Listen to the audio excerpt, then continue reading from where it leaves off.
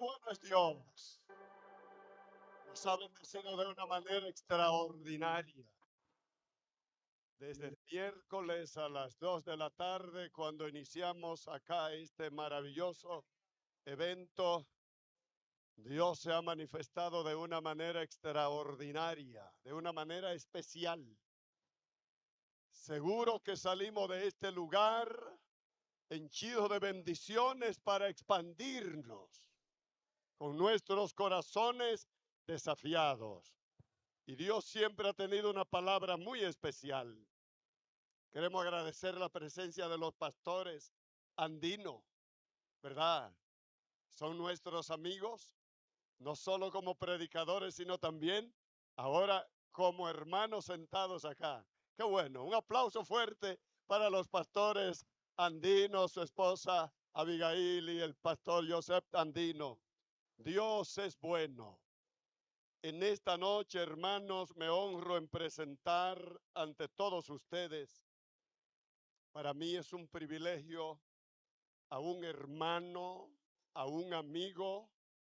No le digo un padre ministerial porque somos casi de una edad, pero en algunos aspectos sí.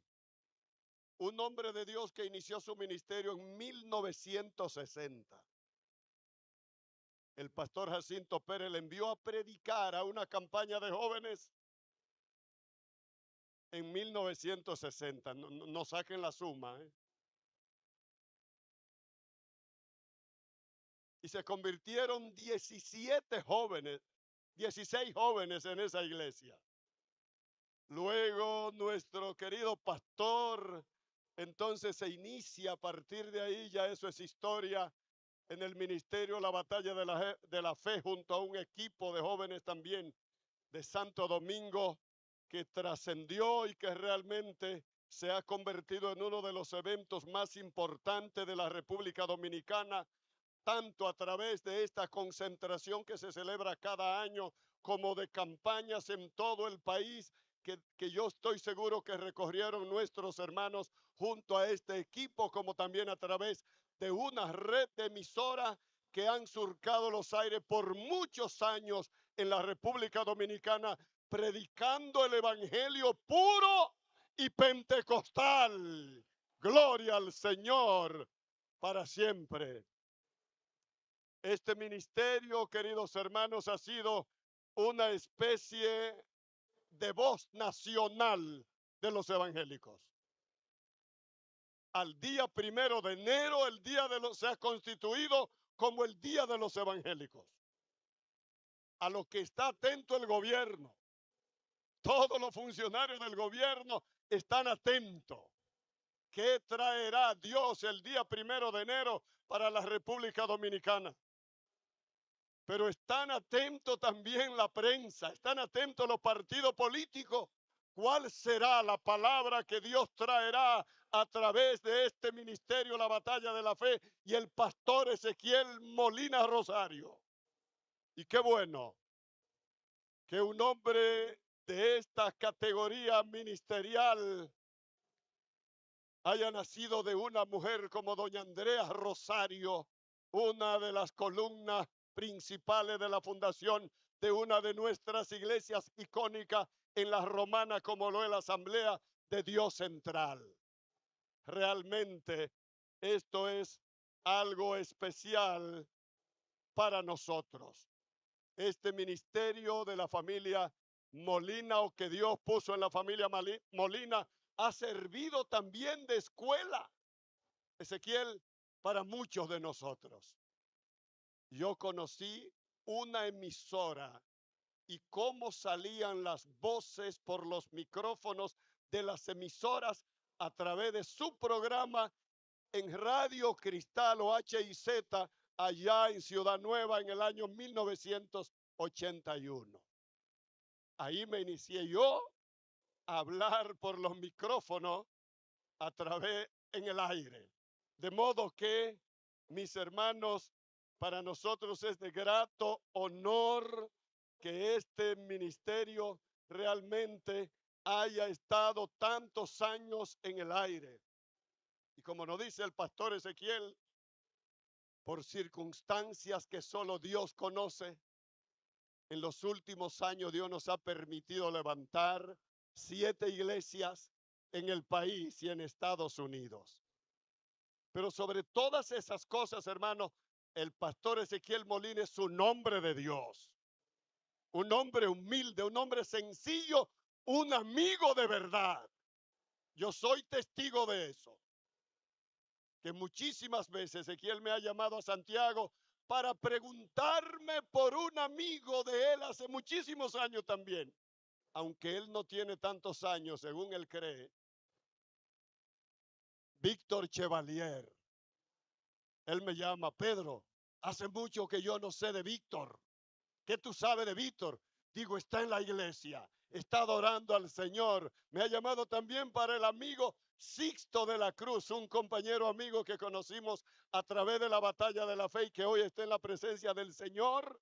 Y eso me dice a mí de que realmente es un hombre de Dios, un hombre humilde, con tantas responsabilidades ministeriales, pero tiene tiempo para las cosas sencillas de los amigos en el reino de Dios, que son muy importantes. Por lo tanto, hermanos, yo creo que es un momento de que nosotros nos pongamos sobre nuestros pies, hermanos. Quiero invitarles para que estemos de pie. Abramos nuestros corazones y por favor, el pastor Ezequiel Molina pase a esta plataforma para que Dios nos dé la palabra que Él tiene para nosotros, como nos la ha dado las noches anteriores a través del pastor Miguel y a través del pastor Andino. Padre, gracias. Gracias en esta noche.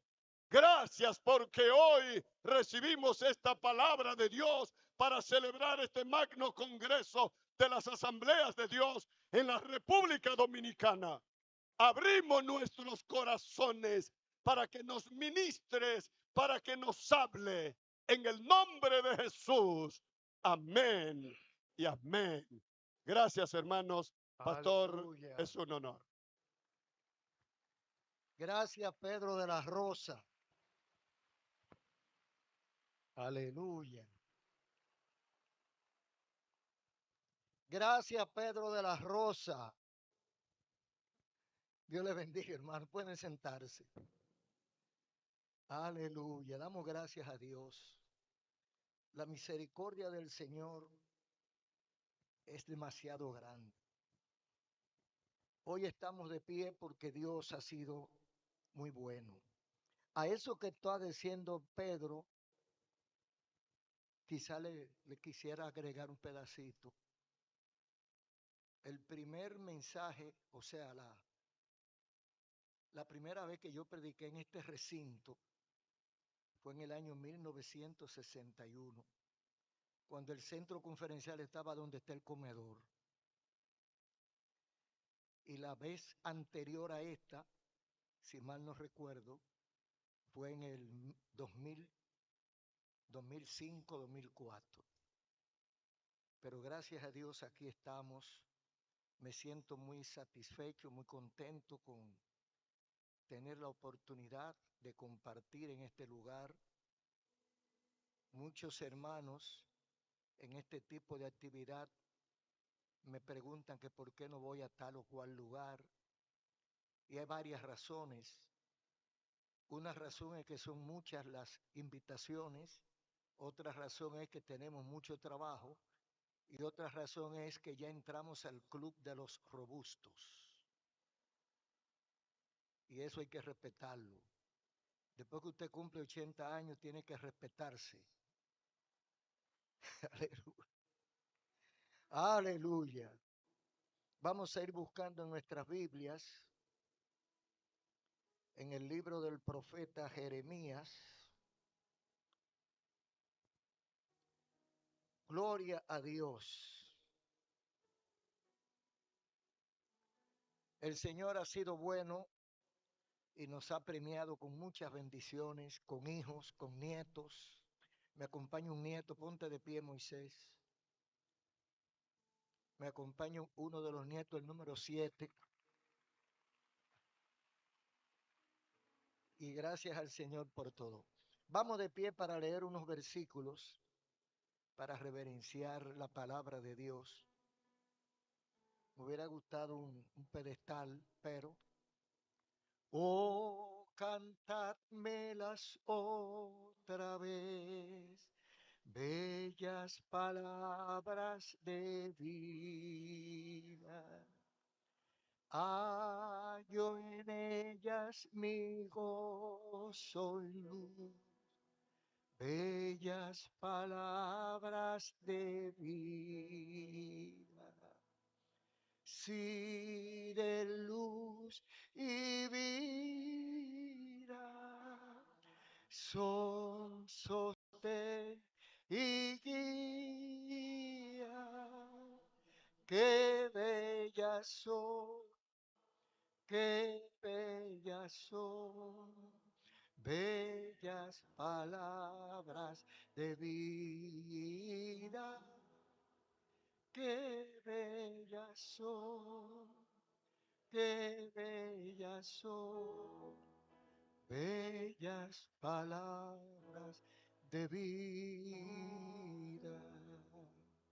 Eterno Dios y Padre Celestial, vamos a hacer uso de tu palabra, Señor, palabra de vida. Mira cada hermano, cada persona que ha de escuchar tu palabra, para satisfacer todas nuestras demandas. Usa tu siervo, Señor, como un simple instrumento para repartir el pan de tu palabra. Estoy en tus manos. Espíritu Santo, úsame, manifiéstate, glorifica al Padre y que tu nombre una vez más sea glorificado. Amén. Pueden acomodarse. Aleluya.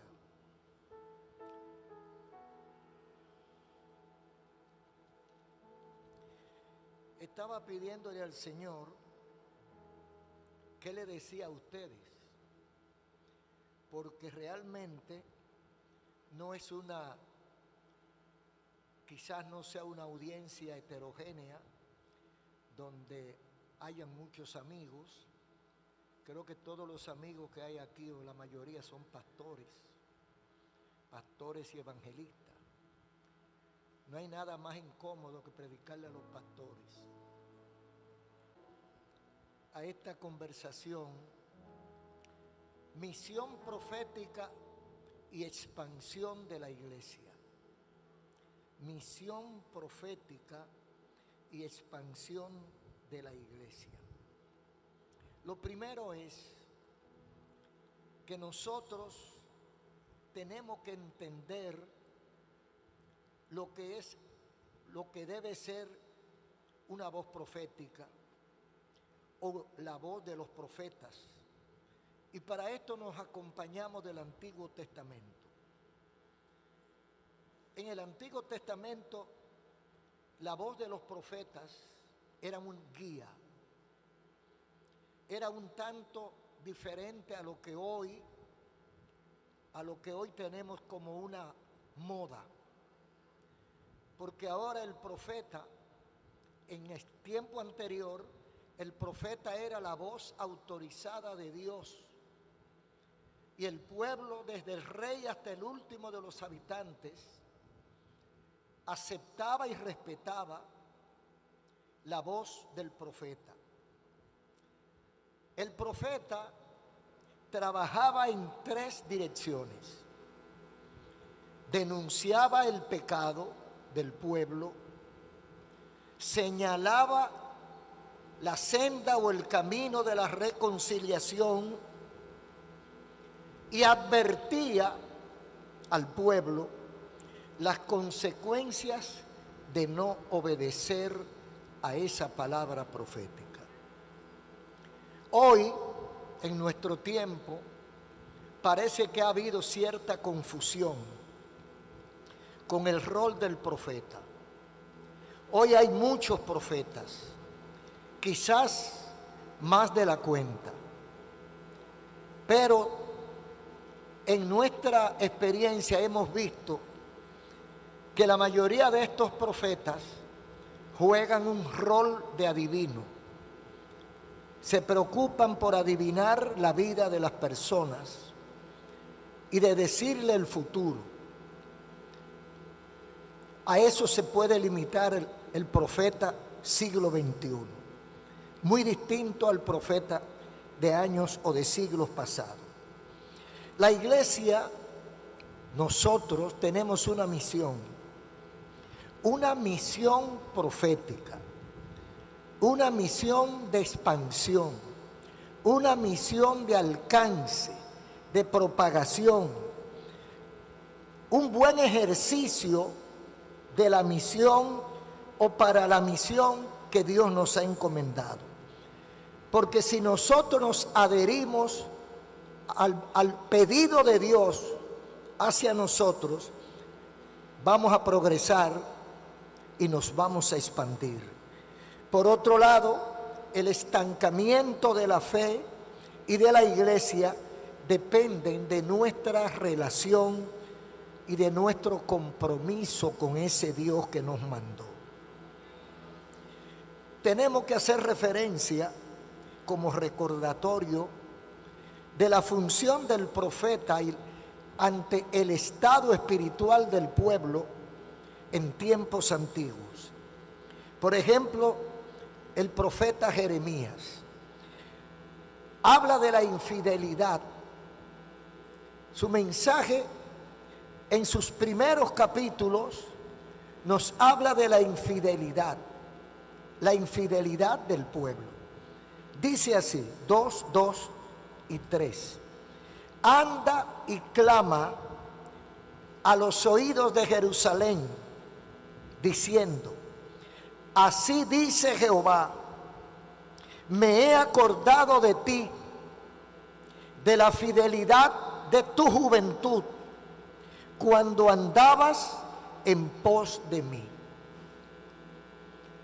Dios les recuerda al pueblo lo que al pueblo se le había olvidado. Cuando tú andabas en pos de mí, me he acordado de tu fidelidad. O sea, Dios tiene presente mi vida, presente, pasada y futura. Y cuando yo hago cambios, cuando yo trastorno mi camino, entonces Dios es posible que además de tomarlo en cuenta, me llame la atención. Porque Él envía al profeta Jeremías a Jerusalén, a los oídos de Jerusalén, para que le diga que Él se siente Dios cómodo con el cambio que hemos tenido, o se siente Dios incómodo con los cambios que nosotros hemos tenido. Porque a veces hemos crecido tanto que ya no cabemos donde Dios nos puso. Entonces Dios puede llamarnos la atención. Otro mensaje del profeta a su pueblo, además de la infidelidad, de un llamado para que revise su fidelidad a Dios. Recuerde que fidelidad va más allá que lealtad. Lealtad es parte de la fidelidad, pero fidelidad es ejecución de un plan al pie de la letra. No salirme ni a diestra ni a siniestra, sino cumplir exactamente lo que nos han pedido.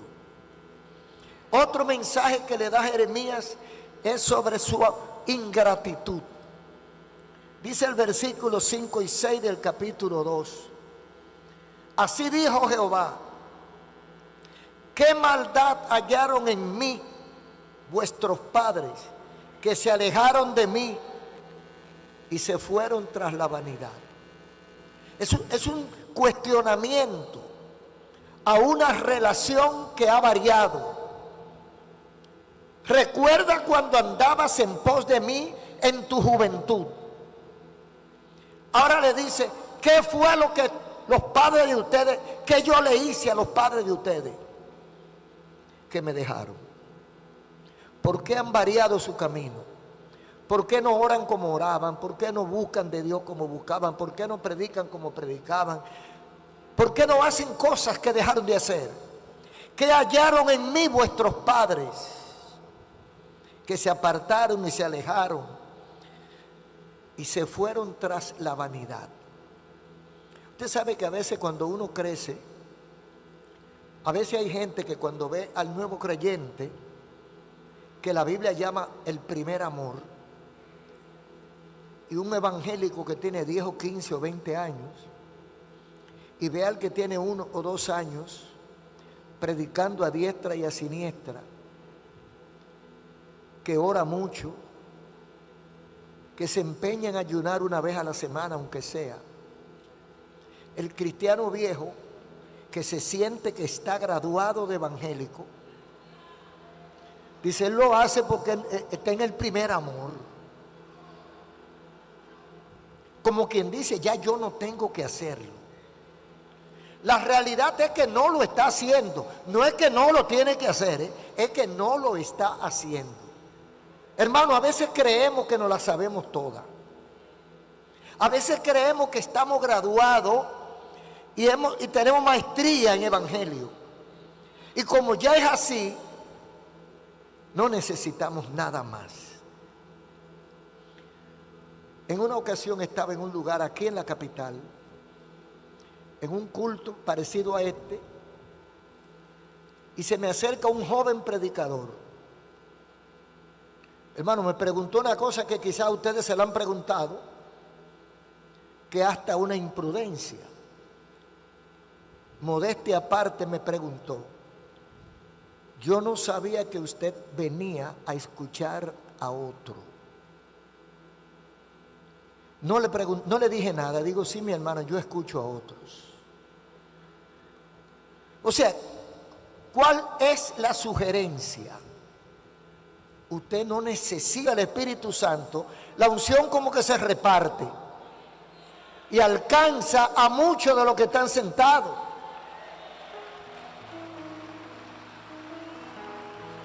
A veces yo estoy sentado escuchando a un predicador, me cuesta cambiarlo porque han interpretado la cosa mal, pero yo siempre tengo un bolígrafo y una libretita, y predicando él me llega una unción y yo anoto lo que me llega, y de ahí salgo yo con 2 o 3 mensajes, pero tengo que ponerme que no me vean, porque a veces los predicadores jóvenes creen que el predicador viejo está anotando su falta, los fallos, pero no es eso. Es que yo tenía un pastor que me enseñó eso. Todo lo que yo soy, tengo y hago es porque algún pastor me lo enseñó. ¿Quién me enseñó eso? Jacinto Pérez. Jacinto Pérez hacía eso, lo dijo en una reunión pequeña y yo como muchacho al fin le eché mano. El profeta Jeremías señala el pecado del pueblo. Dice en el 2:11, ¿acaso alguna nación ha cambiado sus dioses? Aunque ellos no son dioses. Sin embargo, mi pueblo ha cambiado su gloria por lo que no aprovecha. Mi pueblo ha cambiado la gloria de Dios por lo que no aprovecha. Eso dice muchas cosas. ¿Cuántas cosas hemos traído a la iglesia en sustitución de la gloria de Dios? ¿Cuántos inventos hemos hecho para sustituir la gloria de Dios? Por vanidad, dice la palabra, mi pueblo ha cambiado su gloria por lo que no aprovecha. Eso es muy profundo, muy importante. Otro mensaje que le da el profeta al pueblo está en Jeremías 5:8, anuncio de juicio.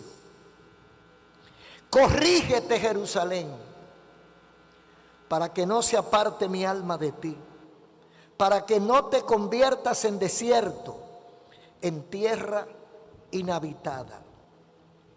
Ya aquí está anunciándole lo que puede venirle si ellos no obtemperan si ellos no obedecen, si ellos hacen caso omiso a las advertencias que le está dando Dios a través del profeta.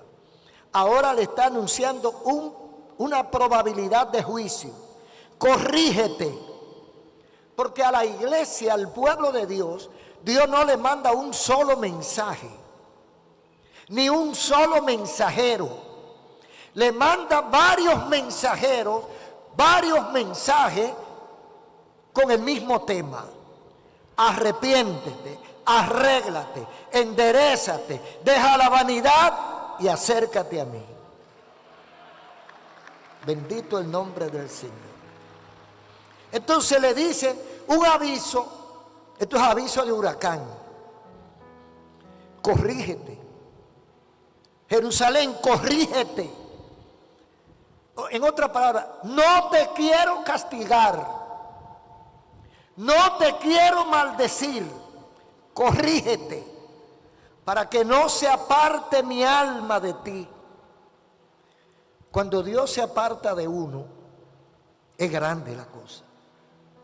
Recuerden lo que dice Salmo 51, 12. Vuélveme el gozo de tu salvación, dijo el salmista en un momento que se sentía lejos de Dios. Nadie se siente más mal que aquel que ha sabido vivir en la presencia de Dios y ahora se encuentra apartado. Porque el que nunca ha estado sabe lo que es eso, no conoce lo que es eso, pues no siente nada. Pero aquel que ha tenido momentos de adoración, momentos de intimidad con Dios, aquel que en algún momento de su vida ha sentido la presencia de Dios, cuando siente que Dios se aleja, se aparta, le cae una frialdad como un témpano de hielo y se siente mal, muy mal, porque el alma dice: para que no se aparte mi alma de ti, para que no te conviertas en desierto, en tierra inhabitada. Un desierto espiritual es lo peor que le puede pasar a un creyente. Y un desierto es un lugar donde no hay nada, donde no se produce nada, donde no hay vida. Y cuando Dios nos deja, nos convertimos en desiertos espirituales. Pero este mensaje primario del profeta termina con una recomendación que está en el 6:16. A los fines de que el pueblo resuelva su situación espiritual, revise a ver dónde fue que falló. Porque Dios, una de las grandes bendiciones es que Dios nos da la opción de recomponernos, de reflexionar, de cambiar, de dejar de hacer aquello para hacer lo correcto. Entonces Dios no nos castiga de inmediato, nos manda un aviso, otro aviso, otro aviso, y nos manda un último aviso, que es más bien una recomendación, a los fines de que pueda o podamos resolver nuestra caótica situación espiritual. Revisemos, eso es una oportunidad brillante. Cuando Dios me llama la atención: Ezequiel, te está fallando, te está enfriando, te está aflojando, dejaste de hacer lo que antes hacía, estás haciendo cosas negativas que antes no hacía, está fallando. Y me da un chance, me da una oportunidad para que yo enmiende. Entonces dice: paraos en los caminos y mirad y preguntad cuál sea la senda antigua, cuál sea el buen camino, andad por él y hallaréis descanso para vuestras almas. O sea que cuando nosotros estamos desviándonos, ministros o creyentes simples, cuando nos estamos saliendo del carril, el Señor nos manda a que nos detengamos. Porque, hermano, el accidente, la caída espiritual no viene de golpe. Nunca viene de golpe. Cuando usted oye un escándalo, un famoso pastor fracasó, o un hermano, un líder fracasó, eso no fue de ahora para ahorita. Eso se venía cocinando, se venía produciendo, y el sujeto venía no haciendo caso, porque las señales venían llegando, pero él no le hacía caso. Entonces yo debo entender cuando me estoy enfriando, cuando me estoy alejando, cuando ya los mensajes no me fluyen, cuando ya predico y no pasa nada, cuando ya oro y no pasa nada, cuando no hay cambio en el pueblo que escucha, cuando la gente no se convierte, cuando los creyentes no son edificados. Yo tengo que revisarme. ¿Qué está pasando? ¿Dónde está el Ezequiel de 30 años atrás? ¿Dónde está el Ezequiel de 20 años atrás? ¿Te graduaste ya de predicador y no necesitas a Dios? ¿Te la sabes toda? ¿Tienes recursos para resolver los problemas y convencer a la gente y manipular a los oyentes? ¿Te inventaste unas lenguas mecánicas para sorprender a los oyentes y hacerle creer que estás hablando con Dios? No conocen. Y dice, ese hombre es de Dios, porque brinca y patalea mucho en el púlpito. Pero el hombre que está en el púlpito predicando, él sabe cómo está. Ya él sabe que no es lo mismo, que la pava no pone donde ponía. Ya es otra cosa. Entonces, cuando yo siento ese cambio negativo, cuando yo siento ese enfriamiento, cuando yo siento esa dejadez, esa haraganería, que no disfruto la oración, no disfruto escudriñar la Biblia, no disfruto compartir con los hermanos porque ya no necesito a nadie. Cuando yo me siento en esta situación, ¿qué dice la Biblia? ¿Qué dice el profeta que debemos hacer? Párate en los caminos, relojea, mira alrededor, mira y pregunta cuál es o cuáles son las sendas antiguas, cuál sea el buen camino. Es decir, revisa tu trayectoria, revisa tu pasado, revisa cómo Dios te usaba antes y cómo tú te sentías, y compáralo con el presente. Párate en el camino y averigua antes que sea tarde. Gloria a su nombre. No dejemos pasar por alto estos avisos, porque son catastróficos. Nadie cae de golpe. Venimos cayendo poco a poco. Venimos jugando con el pecado, acercándonos al peligro como que a mí no me pasa nada. Y el diablo acechándonos para darnos un empujón. Entonces el profeta le recuerda al pueblo que debe revisar. Actualmente, la iglesia del Señor, nosotros, los creyentes en Jesucristo, muchas veces estamos preocupados por el actual estado espiritual de la iglesia. Y muchos hermanos están orando para que Dios produzca un avivamiento. No sé si ustedes han oído a alguien orando por eso. Hay muchos grupos de WhatsApp, mucha gente orando para que Dios produzca un avivamiento. El mensaje del profeta Jeremías encaja perfectamente hoy, porque la situación es muy parecida. Las prioridades de la iglesia hoy, muy poco tienen que ver con los intereses del reino. Yo sospecho que la mayoría de nosotros, según lo que se ve, tenemos unos intereses que nada tienen que ver con el reino de Dios, o unas prioridades que nada tienen que ver con el reino de Dios. Por ejemplo, quiero llamar la atención porque hay hechos en el mundo cristiano, hechos comprobados, aún aquí en República Dominicana, que nos llaman la atención y nos llaman a preocupación. Es muy difícil actualmente mantener a los jóvenes en la iglesia. Yo no sé si los pastores se han dado cuenta de eso. Qué difícil es mantener a los jóvenes en la iglesia.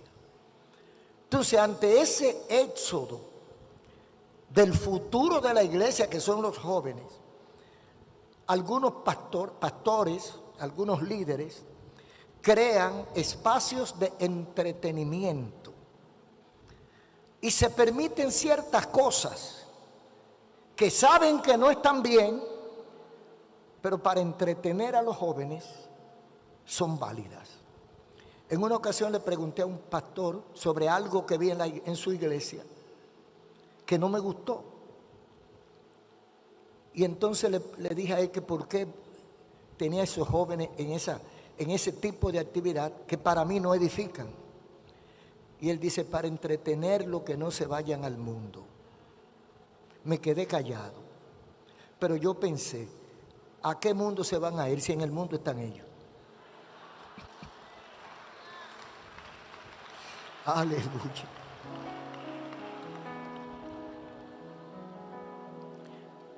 Me llegó esto, quizá ustedes recibieron algo de estas informaciones.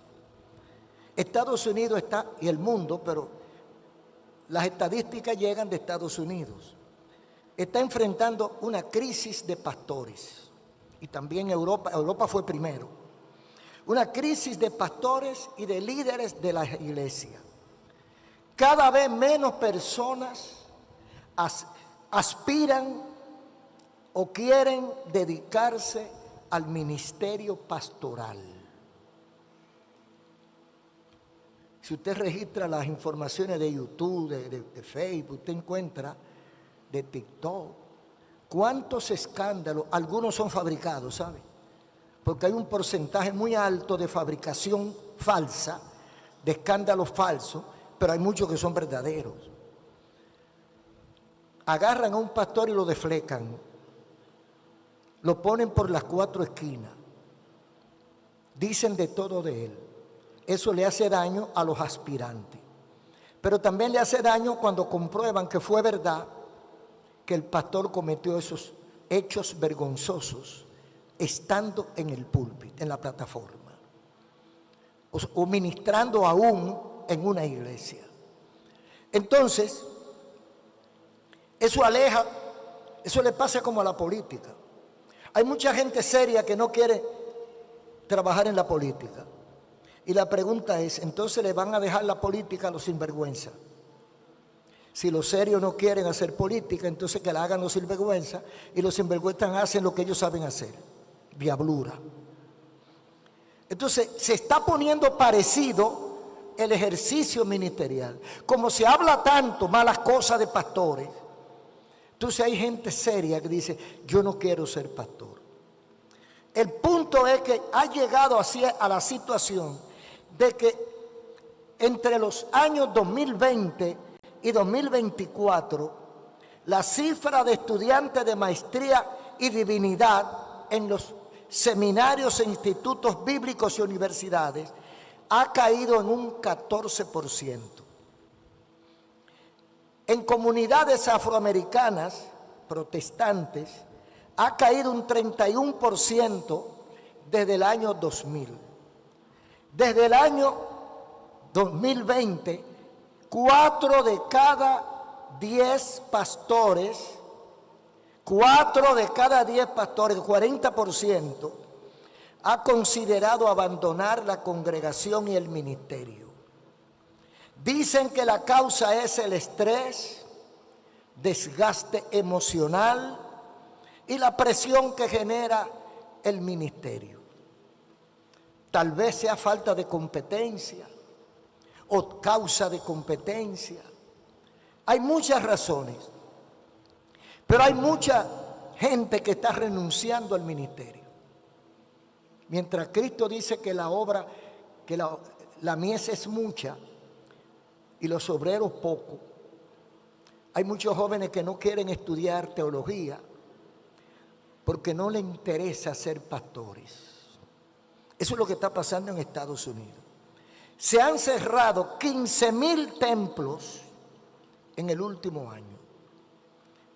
15,000 templos se reporta que han cerrado el último año.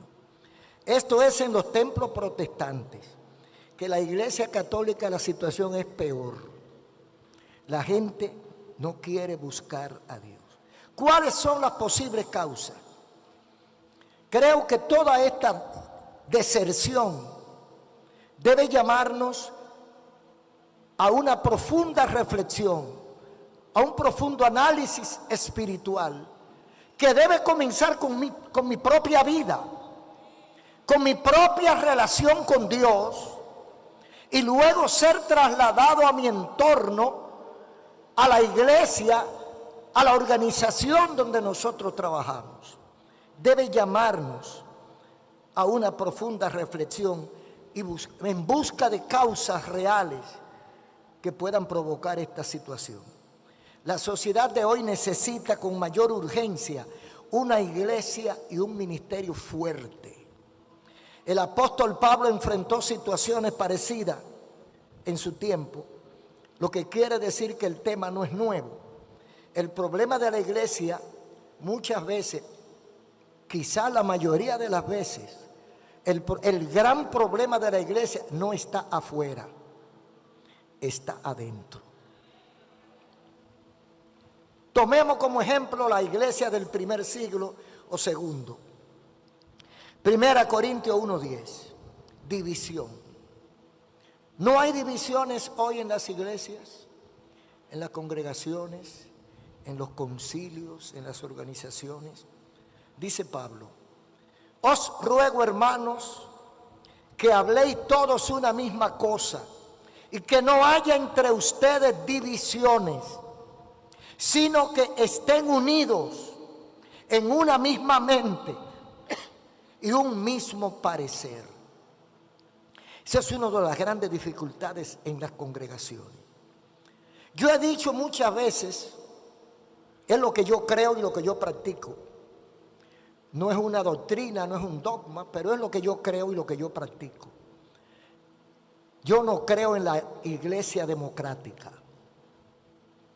Yo creo que la democracia no es para la iglesia. Y me sustento, entre otras partes, en el capítulo 2 de Apocalipsis. ¿Con quién habla el Señor? ¿A quién llama el Señor para pedirle cuenta? ¿A quién reprende el Señor en las 7 cartas de Apocalipsis? Dile al ángel de la iglesia en Éfeso, el ángel de la iglesia en Esmirna, el ángel de la iglesia en Pérgamo, el ángel de la iglesia en Sardis, etc. Dios no habla con subalternos. Dios no habla con diáconos. Dios no habla con presidentes de jóvenes. Dios no habla con profetas de la iglesia. Dios llama, habla y responsabiliza al pastor. Y según el capítulo 1, versículo 20 de Apocalipsis, escribe al ángel, llama al ángel. Pero la democracia, que respetamos muchísimo, llama a elecciones y entonces reparten unos papelitos. Vota por mí, que te voy a dar esto. Vota por mí. Es peligrosa la democracia, hermano. No digo que sea mala, pero es peligrosa. Entonces, eso genera divisiones. Dice Pablo: ruego que todos hablen una misma cosa. Es muy difícil, pero parece que es posible. Que no haya divisiones. sino que todos estemos unidos en una misma mente y un mismo parecer. Bueno, porque él mismo dice que debemos tener la mente de Cristo. Si tenemos la mente de Cristo, ¿cuántas mentes hay? Una. Si todos tenemos la mente de Cristo, no puede haber divisiones, porque todo lo que queremos es lo mejor para la obra de Dios. Y aunque a mí no me convenga lo que se está estableciendo, si va en pos, va en ayuda de la obra de Dios, yo tengo que humillarme y aguantar cajeta por el bien de la obra de Dios. Otra cosa que el apóstol encuentra en Corintios es la inmoralidad. Se ha sabido que hay entre vosotros fornicación. ¿Cómo? 1 Corintios 5, 1 y 2. Y vosotros estáis envanecidos. ¿No debierais más bien lamentarlo y haber quitado de en medio al que cometió tal acción? Eso parece de ahora. Porque yo no creo que en el tiempo que Pablo escribe eso se pareciera al tiempo de nosotros. Hay una cantidad de pastores adúlteros ejerciendo el ministerio, y hasta que Dios no lo tumba, se mantienen ahí. Hemos recibido pastores, líderes de concilios, que han cometido debilidades difíciles, complejas, y el consejo de varón, apártese del ministerio mientras tanto, en lo que usted recompone su vida. No tiene que seguir ocupando el altar si usted no está en condiciones. Se ha sabido, dice Pablo, que hay entre vosotros fornicación. A veces creemos que fornicación solamente es acostarme con una mujer que no sea mi esposa. No, hay más cosas. Fornicación es muy amplio, todos ustedes lo saben. La pornografía es fornicación. Hay mucho, el pensamiento codicioso es fornicación. La lascivia, eso es fornicación. Tenemos que someternos a Cristo. Tenemos que orar porque la carne es débil. Nadie está exento de pecar. El llamado más santo de nosotros tiene sus debilidades. Tenemos que ser claros en eso. Y dice Pablo, y ustedes se envanecen. O sea, ellos estaban envanecidos de la iglesia que tenían, contentos. Y dice Pablo, ustedes debieran de lamentarlo. Mientras estamos contando, edificando templos y poniendo lámparas y poniendo vitrales y adornos en la iglesia y gozándonos con los avances que tenemos, dice Pablo, deberían lamentarlo, porque su situación delante de Dios no es la mejor. Revisen su postura espiritual antes que sea demasiado tarde. Pablo habla de conflictos públicos, que es otro problema que tenemos. 6, 1 y 2 de 1 Corintios. ¿Se atreve alguno de ustedes cuando tiene algo contra otro llevar el asunto ante los injustos? ¿No saben que los santos han de juzgar al mundo? Ahí sí hay tela por donde cortar, hermano. Hay pastores que han sido llevados a la justicia por otro pastor. En una ocasión a mí me citaron como testigo de un pleito de 2 pastores. Y me llama y vamos donde el fiscal del distrito. Cuando el fiscal me ve, como que se trancó. Y lo miró a ellos y me miró a mí. ¿Y sabe lo que dijo? Mis padres y mis abuelos, primero dijo, yo soy de un campo, y mis padres y mis abuelos siempre nos decían que los trapos sucios se lavan en casa. Aleluya. Damasoca. Yo quería que la tierra me tragara, hermano. Me dio una vergüenza ajena que yo no hallaba qué hacer. Pero eso se está repitiendo. Lo que estoy diciendo no hace mucho, como 30 años. Lo que quiere decir que ahora tiene que ser peor, porque las cosas se van empeorando poco a poco. Pero sería muy de tontos, y se lo digo porque yo lo practico. Yo le digo a la gente, el mejor abogado y el mejor fiscal y el mejor juez es el Señor. El pleito que el Señor no gana, no lo eche, porque no te conviene ganarlo. Cuando hay una diferencia, no vayan a donde van los otros. Como dice Pablo, ¿se atreve alguno de ustedes cuando tiene algo contra otro llevar el asunto ante los injustos? Muchísimos se atreven. No es alguno de ustedes, no, muchísimos, por no decir casi todos. La gente lo ve como normal. Cuando tiene una diferencia para quitarle una iglesia a una organización, o la organización quitársela al otro, van a los tribunales, a donde injustos que no saben de qué de qué le están hablando, y que van a actuar como lo que son, como impíos. Amén. Vamos a dejar eso ahí. Ahora, ¿por qué suceden estas cosas? Hay causas posibles, fundamentales, como está en Romanos 8:6, cuando la carne prima. Dice, porque el ocuparse de la carne es muerte, pero el ocuparse del espíritu es vida y paz. Cuando yo estoy en la carne, creo que debo defender mi propiedad. Lo mío nadie me lo quita. No hay abogado, no hay juez, no hay fiscal. Nadie me va a quitar lo mío. Pero cuando yo estoy en la onda del espíritu, yo le dejo el pleito al Señor. Hay que ser muy tonto para esto. Hay que ser muy tonto para dejarle el pleito al Señor. Pero en mi experiencia, yo le puedo decir que vale la pena. Porque Dios echa a uno pleito y ni un rasguño se queda. Cuando alguien se levanta contra usted, lo peor que le puede pasar es que usted se lo deje a Dios.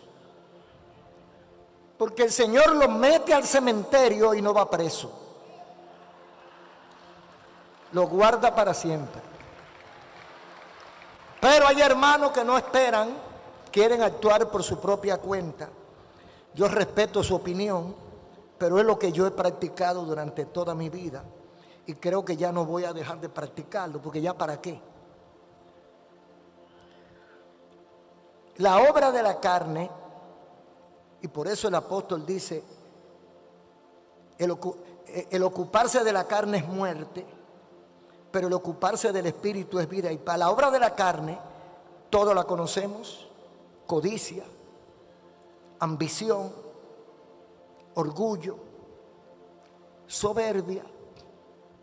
Un cristiano en el espíritu no tiene soberbia, no tiene codicia, no tiene ambición, no tiene orgullo. Entonces, ¿por qué va a pelear? ¿Por qué tengo yo que estar con agresividad reclamando lo mío? Cuando dice en 1 Corintios 13, la caridad no busca lo suyo. Oiga qué disparate. La caridad no busca lo suyo. ¿Y qué es lo que busca? Lo ajeno.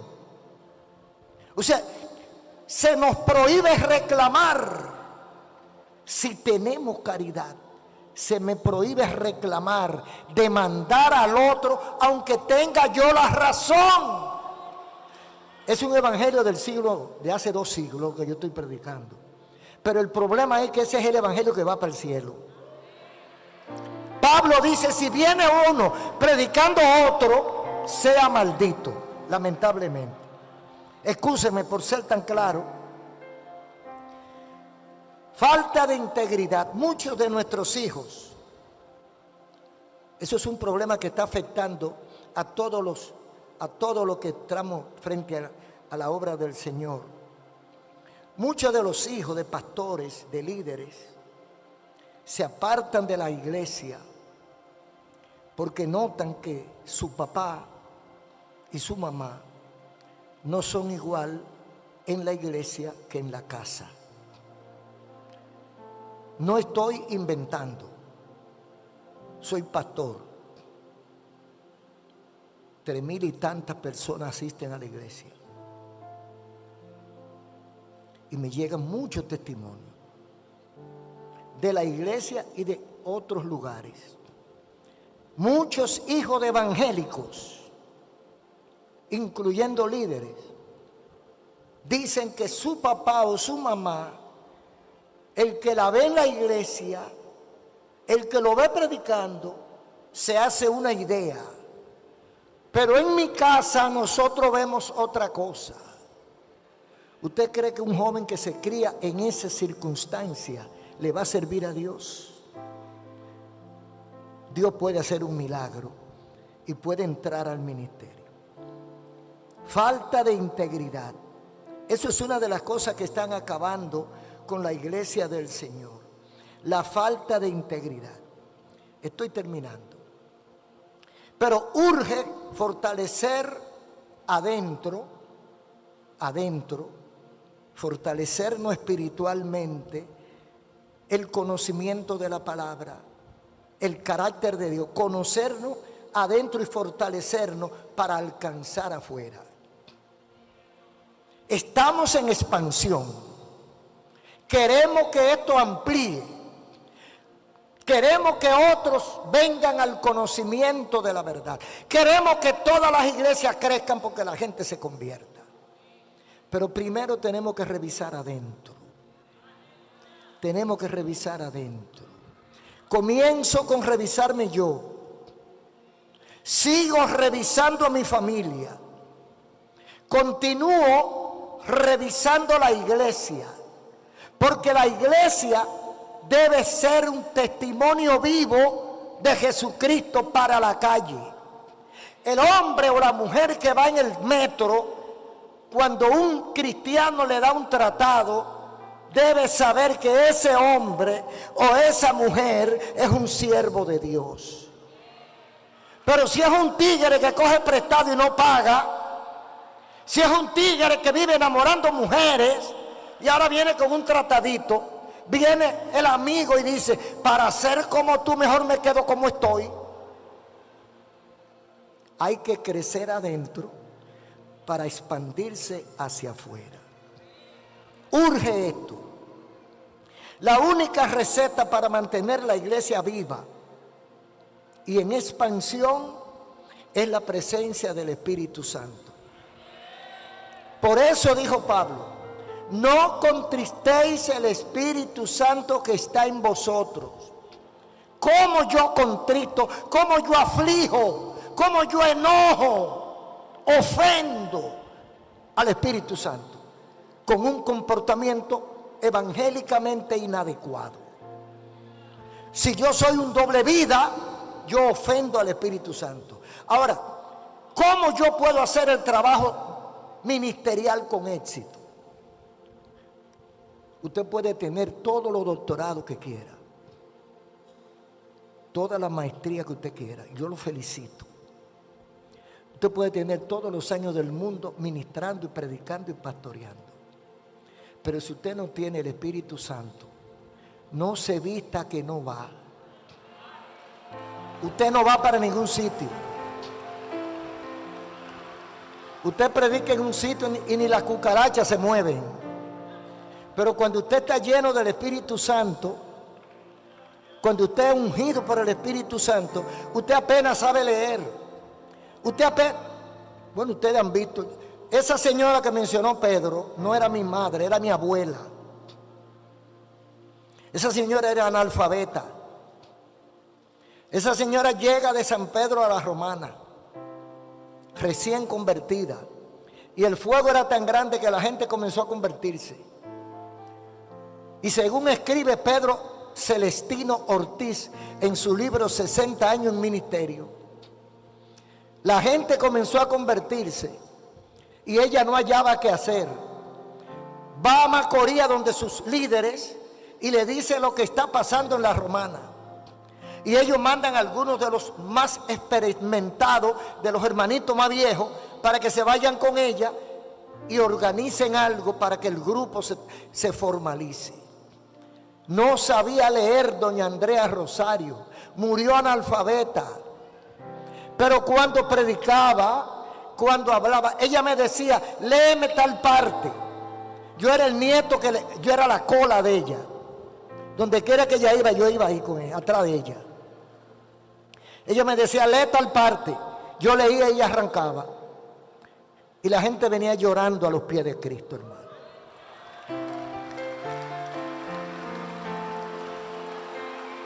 Esto no quiere decir que no estudiemos. Esto no quiere decir que no estudiemos. Esto quiere decir que no basta con solo estudiar. Si usted no tiene el Espíritu Santo, la autorización de Dios, el trabajo será estéril.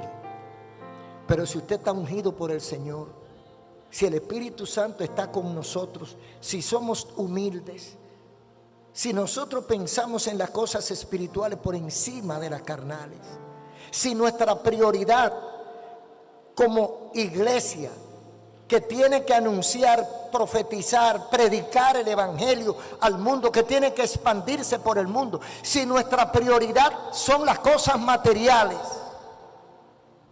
no vamos a expandirnos. Nuestra prioridad debe ser el reino de los cielos, no el reino de nosotros. Porque usted oye mucha gente hablando del reino, pero a veces a mí me parece que es del reino de ellos que están hablando. Hablemos del reino de los cielos, que entre nosotros está.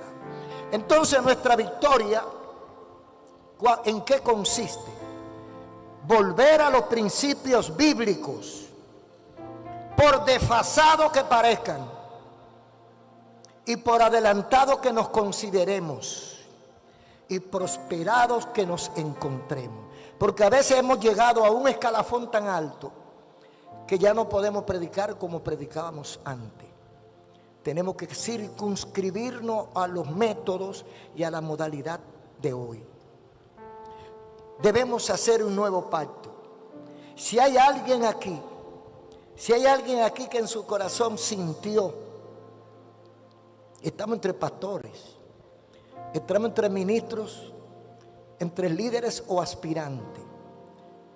Y de parte de mí, ojalá sea de parte del Señor también, yo siento el deseo de decirle que si hay alguien aquí que le pasó por la mente abandonar el pastorado, dejar el ministerio porque esto ya no es lo mío, y quiere dar un paso al frente, yo quiero orar por esa persona. Vamos de pie. Padre, gracias por tu palabra. Gracias por tu misericordia. Gracias por lo que tú has hecho en los corazones. En el nombre de Jesús. Amén. Aleluya. Aleluya. Aleluya. Aleluya. Oh, gloria a Dios. Si hay alguien aquí que el diablo le ha soplado en el oído, suelta eso. Dedícate a otra cosa. Eso no es lo tuyo. Tú estás viejo, tú estás cansado, tú estás enfermo, tú tienes hijos. Si hay alguien que ha sentido ese deseo de abandonar y está aquí, recuerde que el Señor cuenta con todos nosotros. Usted sabe las veces que me han dicho a mí que cuando que yo voy a sentarme. Policarpo tenía 86 años. Yo tengo 81. Estoy alcanzando a Policarpo de Esmirna. Dice, 86 años le he servido y nunca me ha dejado. ¿Por qué debo abandonarlo? En 81 años Cristo ha sido conmigo. He visto su gloria. He visto la grandeza de su presencia. He visto cómo Él defiende y bendice a sus hijos. He visto cómo Él guarda la familia. He visto cómo Él guarda la salud. He visto cómo Él guarda la vida. He visto cómo Él prospera en todos los aspectos de la vida. ¿Por qué he de dejarlo? Aleluya. Dios bendiga a estas 3 personas. Dios bendiga su sinceridad. Dios bendiga su honestidad. Que el Señor le va a dar una doble porción. Yo creo eso. Vamos a orar por estas 3 hermanos. Y tal vez alguno que esté queriendo no descubrirse. Yo no le puedo decir que Dios me dijo. Pero yo sé que aquí hay mucha gente que le ha pasado eso por la mente. Yo sé que aquí hay mucha gente que el diablo le ha soplado en los oídos. Ya tú hiciste lo que tenías que hacer. Suelta eso. Aleluya. Aleluya. Aleluya. Tú estás cansado. La cosa está muy peligrosa. El Señor te quiere dar una nueva unción, una nueva visión, un nuevo motivo, una nueva razón para servirle, un nuevo ministerio, una nueva visión. Porque a lo mejor estaba con una visión equivocada. Y el Señor afina tus ojos espirituales para que veas qué es lo que Él quiere. Porque a veces estamos ocupándonos de cosas que Dios no nos ha dicho. Por lo tanto no hay resultados. Pero cuando nos concentramos en la voluntad de Dios, hay resultados. Vamos a orar una simple oración, una sencilla oración por estos hermanos tan honestos, tan sinceros, que están aquí en el altar. Todos levanten su mano hacia acá. Padre Celestial, gracias por tu misericordia, Señor. Gracias porque un día tú nos llamaste y nos trazaste la pauta que debíamos seguir. Mira cada uno de estos hermanos que están aquí en el altar, a quienes Satanás de alguna forma o la carne le ha sugerido que abandone el camino, que abandone el ministerio. Auméntale la fuerza, aumenta la unción, aumenta su visión, llénale de tu gracia, Señor, y que ellos salgan de este culto con una nueva inspiración. Espíritu Santo, ven sobre ellos, y que salgan de aquí renovados, listos para la batalla, Señor. Los dejamos en tus manos, creyendo que tú le has dado un nuevo ministerio. Te damos las gracias, muchas gracias, Señor, en el nombre de Jesús. Dios le bendiga, hermanos. Dios le bendiga, gracias.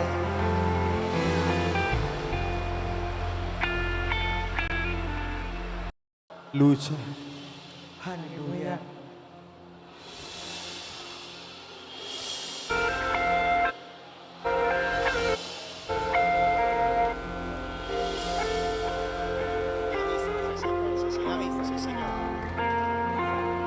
¿Alguien puede adorar a Dios todavía? ¿Alguien puede adorar a Dios todavía? Aleluya, todavía queremos más. Y todavía hay más. No hemos terminado. La oración la haremos en breve. Pero para aquellos que están aquí con nosotros y que sabemos que Dios nos ha desafiado, para que entendamos que es sin su espíritu, sin su presencia, es imposible la expansión. pudiéramos entonces recordar lo que esta adoración expresa en esta ocasión. Usted va a cantar con nosotros acá.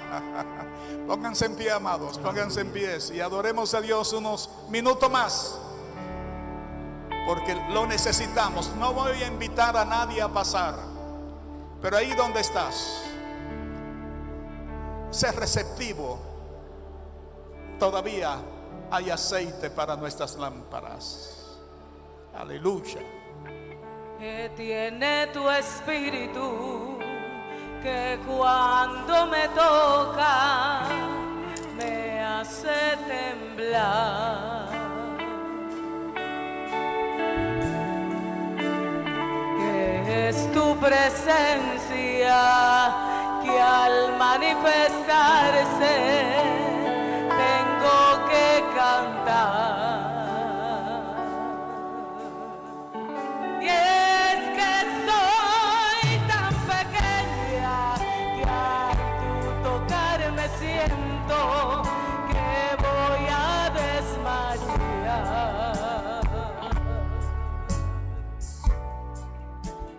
Que es tu presencia que no hay aquí en la tierra con qué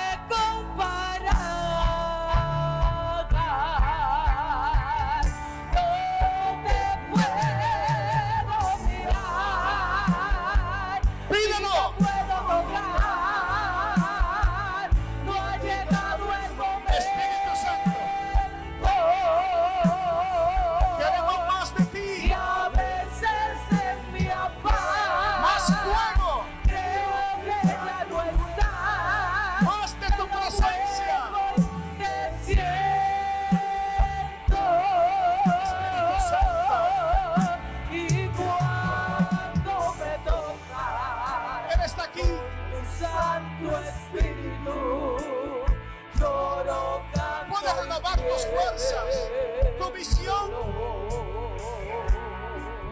y cuando me Todavía hay toca presencia de Dios. con tu Santo Espíritu, lloro, canto y tiemblo. Aleluya.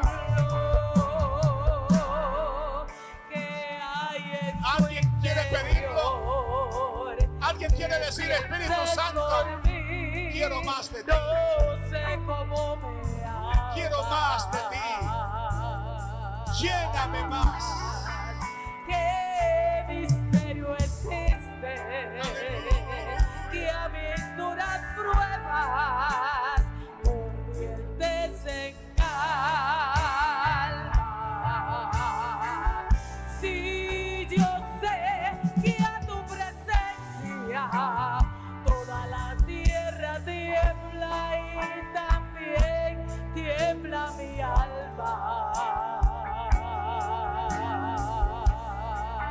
Que tiene tu espíritu, que cuando me tocas me das la bonanza. No te puedo mirar, ni te puedo tocar, no ha llegado el momento. Y a veces en mi afán creo que ya no estás, pero vuelvo y te siento.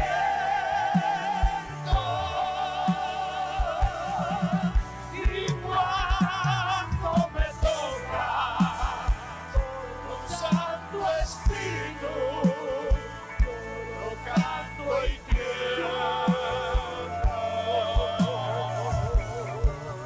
y cuando me toca con tu Santo Espíritu,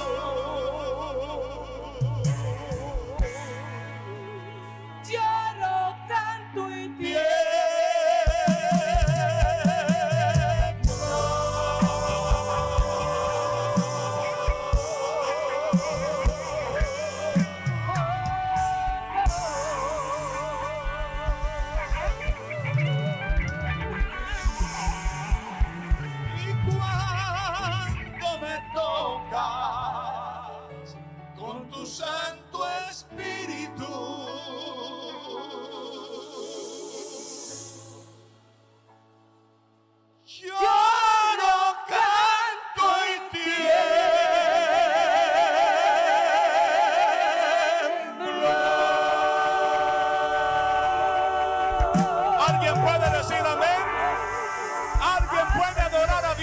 día. Dios te bendiga, iglesia. Dios te guarde. Padre, gracias por este tiempo. Gracias por este empoderamiento. Gracias por la visitación de tu Espíritu Santo. Gracias por cada ministerio que en el día de estas jornadas han sido instrumento para bendecir nuestras vidas. Músicos, levitas que se han trasladado a este santuario para compartir con nosotros este momento de alabanza y adoración al Rey de Reyes y Señor de Señores.